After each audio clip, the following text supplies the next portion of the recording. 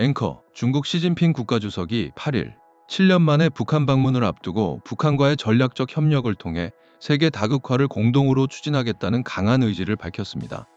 이는 최근 국제 정세 속에서 중국의 대외 전략을 분명히 보여주는 대목으로 해석됩니다. 기자 내 시 주석은 오늘 북한 노동당 기관지인 노동신문의 기고문을 게재하고 북중 관계의 미래에 대한 자신의 구상을 상세히 전했습니다.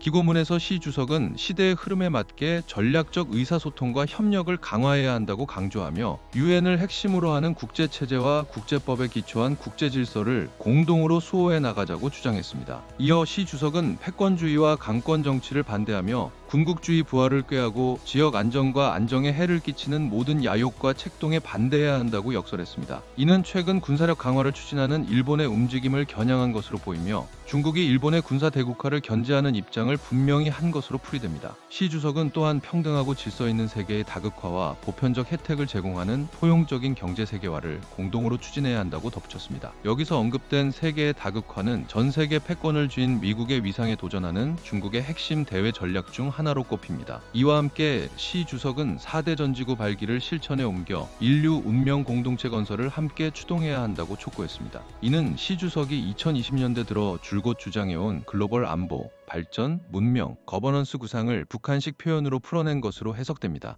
시 주석은 북중 전통적인 우호 관계에 대해서는 시대와 국제 정세가 변해도 언제나 불패의 것이라며 굳건함을 강조했습니다. 그는 김정은 북한 국무위원장과의 6차례 만남을 언급하며 최고위급의 전략적 리더십이 북중 관계의 최대 강점이며 이를 통해 북중 관계라는 거대한 배가 앞으로 나아갈 것이라고 역설했습니다. 특히 이번 기고문에서 시 주석은 한반도 문제, 비핵화 등 민감한 사안을 직접적으로 거론하지는 않았습니다. 대신 각자가 자국의 실정에 맞는 사회주의 길을 따라 나아가는 것을 지지함으로써 양국의 정치적 안정을 확고히 수호해야 한다는 표현을 사용했습니다.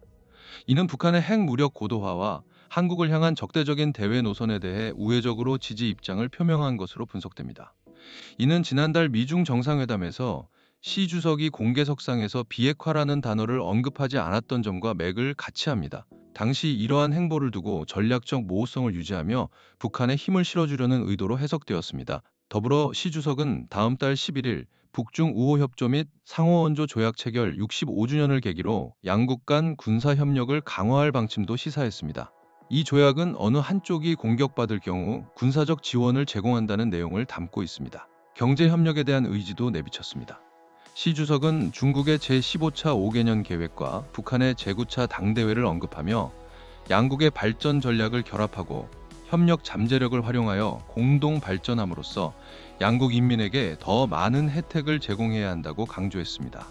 경제협력은 이번 북한 방문에서 북한이 가장 중요하게 다루기를 바라는 의제 중 하나입니다.